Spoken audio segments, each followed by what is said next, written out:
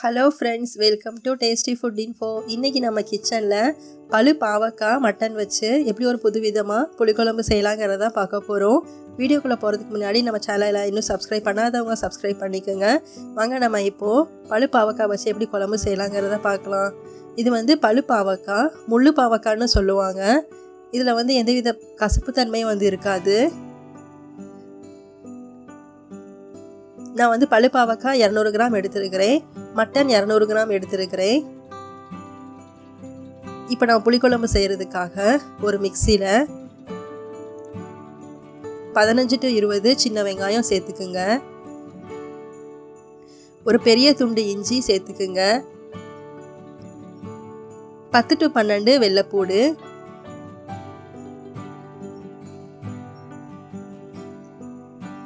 இதெல்லாம் சேர்த்து மிக்சியில் நம்ம இப்போ 1-2 அடித்து எடுத்துக்க போகிறோம். பார்த்தீங்கன்னா இந்த மாதிரி 1-2 அடித்து எடுத்துக்கோங்க. ரொம்ப நைஸாக அடிச்சிட வேணாம். 3 தேங்காய் சில்லை மிக்சியில் இந்த மாதிரி குறப்பாக அடித்து எடுத்துக்கோங்க. புளிக்குழம்புனால ரொம்ப நைஸாக அடிச்சிட வேணாம். ஒரு பெரிய எலுமிச்சம்பழம் அளவுக்கு புளி ஊற போட்டு புளிக்கரைசல் எடுத்து வச்சுக்கோங்க. இப்போ நம்ம புளிக்குழம்பு செய்கிறதுக்கு பார்க்கலாம்.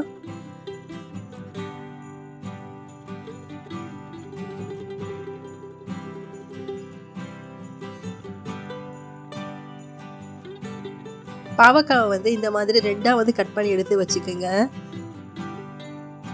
இது ரொம்ப டேஸ்ட்டாக இருக்கும். எந்தவித கசப்பு தன்மையும் இருக்காது. பார்த்தீங்கன்னா இதை நான்வெஜ் சாப்பிட்ற மாதிரி அவ்வளோ நல்லா டேஸ்ட்டாக இருக்கும்.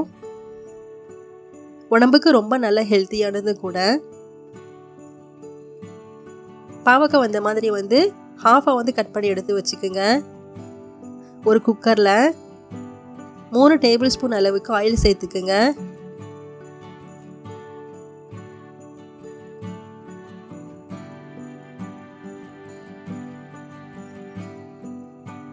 நம்ம அடித்து வச்சிருக்கிற இஞ்சி பூண்டு வெங்காயத்துலேருந்து கொஞ்சம் மட்டும் சேர்த்துக்குங்க. பச்சை வாசனை போகிற வரைக்கும் நல்லா வதக்கி விட்டுக்குங்க.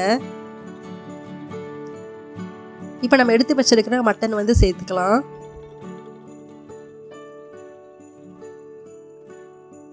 மட்டனோட பச்சை வாசனை போகிற அளவுக்கு இந்த மாதிரி எண்ணெயிலே நல்லா வதக்கி விட்டுக்குங்க.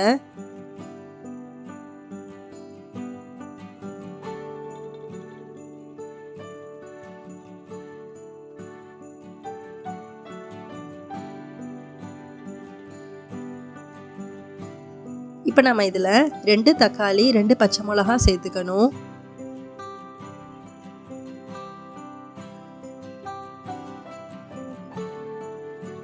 எல்லாத்தையும் சேர்த்து எண்ணெயில் நல்லா கலந்து விட்டுக்குங்க.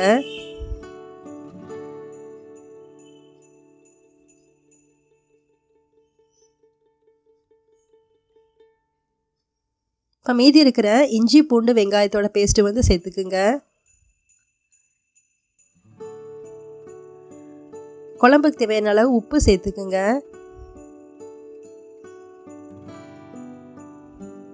எல்லாத்தையும் சேர்த்து நல்லா எண்ணெயில் வதக்கி விட்டுக்குங்க.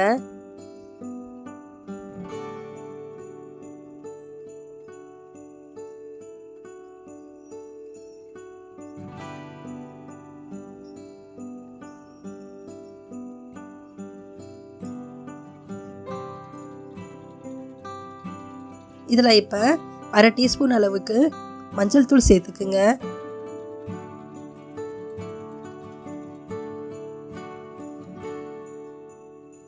மஞ்சள் தூள் சேர்த்துட்டு நல்லா எண்ணெயில் வதக்கி விட்டுக்குங்க.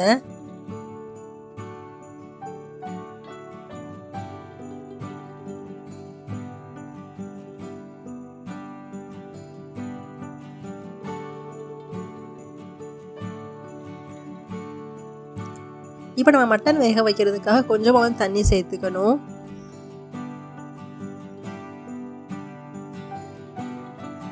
குக்கரை மூடி போட்டு மூடி ஒரு 3 to 4 விசில் வச்சு எடுத்துக்குங்க.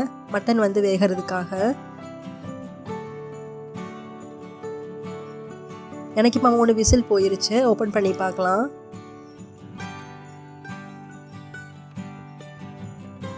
இப்போ பார்த்தீங்கன்னா மட்டன் நல்லா வெந்து நமக்கு சூப்பராக வந்து கிடச்சிருக்கு.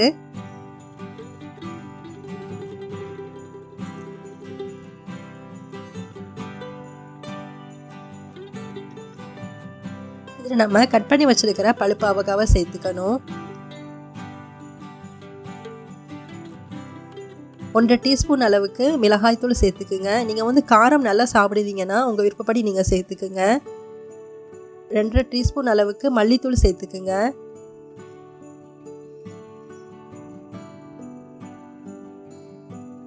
எல்லாத்தையும் சேர்த்து நல்லா வந்து கலந்து விட்டுக்குங்க.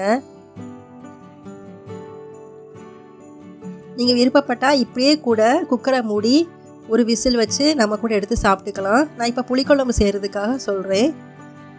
புளிக்குழம்பு செய்கிறது போது அடித்து வச்சுருக்கிற தேங்காய் சீல் சேர்த்துக்குங்க. கரைச்சி வச்சுருக்கிற புளிக்கரைசல் சேர்த்துக்குங்க.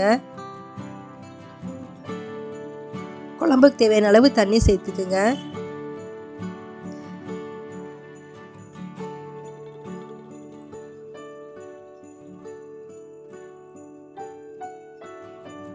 எல்லாத்தையும் சேர்த்து நல்லா கலந்து விட்டுக்குங்க.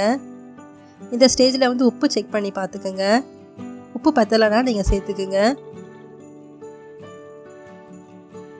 கடைசியாக கொஞ்சம் கொத்தமல்லி தூவிக்குங்க.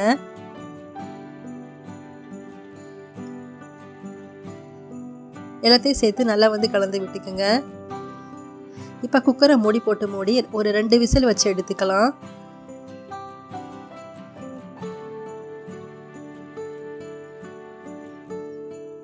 எனக்கு இப்போ 2 விசில் போயிருச்சு. ஓப்பன் பண்ணி பார்க்கலாம்.